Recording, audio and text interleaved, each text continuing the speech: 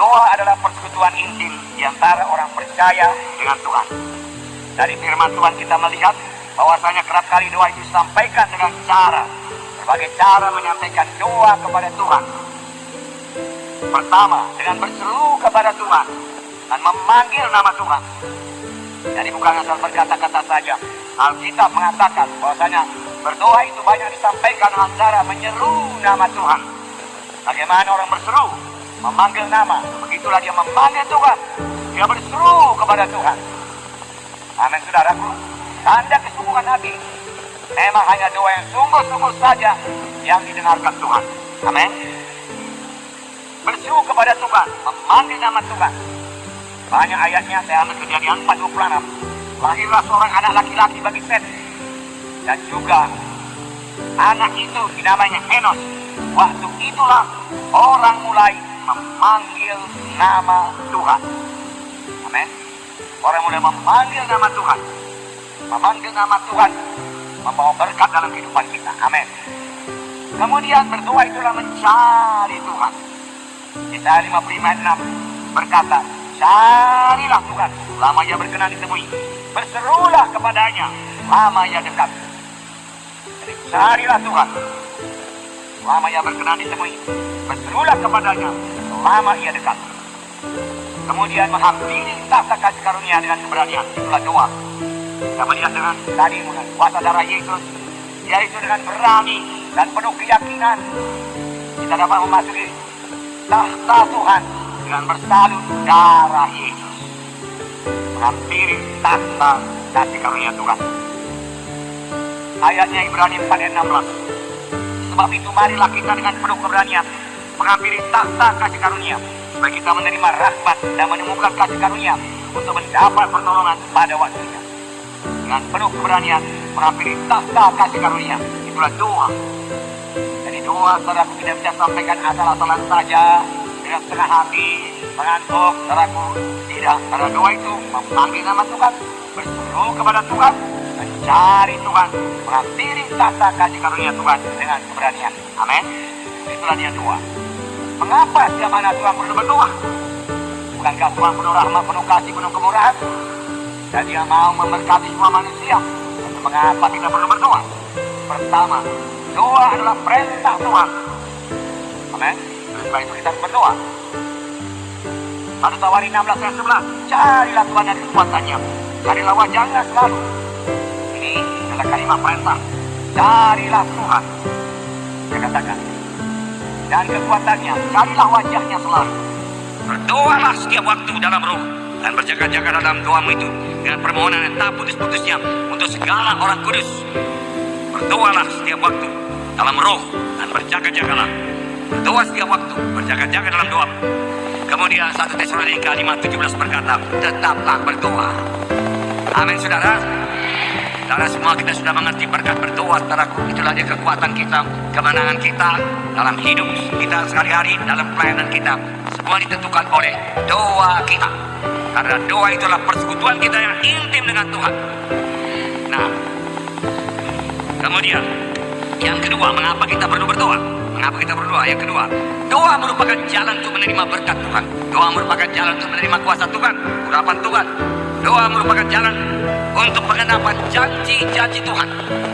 Jadi kalau tidak berdoa, tidak menerima berkat, saudaraku. Tidak berdoa, tidak menerima kuasa Tuhan, tidak menerima urapan. Tidak berdoa, tidak akan menerima pengenapan janji-janji Tuhan.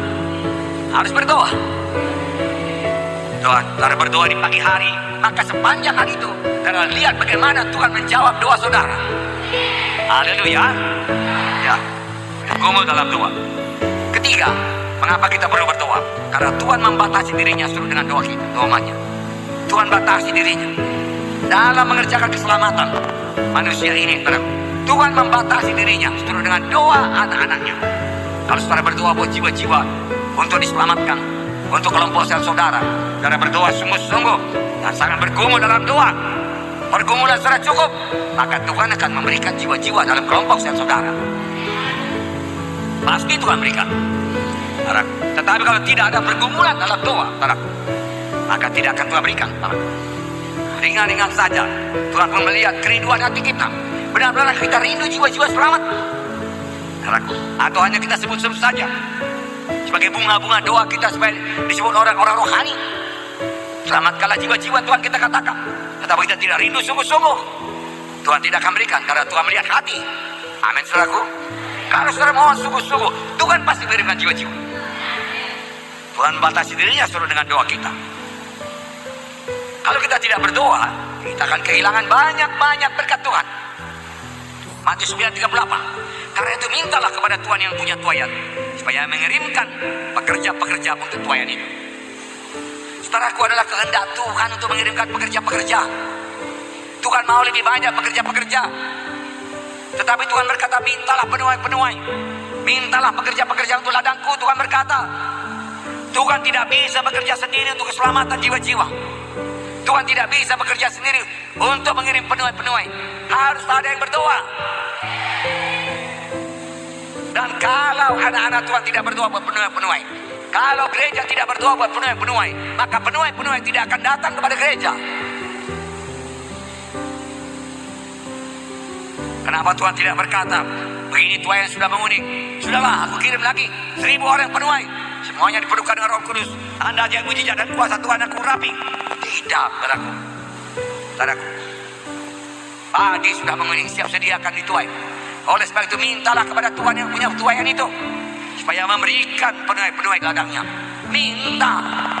Berarti kalau kita tidak minta dengan sungguh-sungguh, tidak minta dengan aidos, dengan tidak kenal malu, tidak kenal menyerah, maka penuai-penuai juga tidak akan datang. Ini firman Tuhan mengenai kuasa doa yang sungguh-sungguh supaya kita mengerti dan kita praktekkan. Amin saudaraku. Oke. Ada beberapa syarat supaya doa kita berhasil. Ini sudah pelajari dalam training yang singkat saja. Harus memiliki iman, percaya sungguh-sungguh bahwasanya doa kita dengarkan Tuhan dan dijawab Tuhan. Kita ekspektan pada waktu kita berdoa dan sesudah kita berdoa. Ekspektan artinya ya sangat mengharapkan, pasti jadilah. Sudah dengarkan Tuhan itu, Tuhan akan memberikan jawaban. Haleluya, haleluya. Itu ekspektan. Bukan sudah berdoa lalu hilang kepercayaan. Tak akan dengarkan Tuhan ini. Pastilah tidak dapat kalau demikian. Kita sendiri membatalkan doa kita kah? Dengan demikian, sini dikatakan Markus 11:24, karena itu aku berkata kepada apa saja yang kamu minta dan doakan, percayalah bahwa kamu telah menerimanya, maka hal itu akan diberikan kepadamu. Percayalah, berimanlah. Haleluya.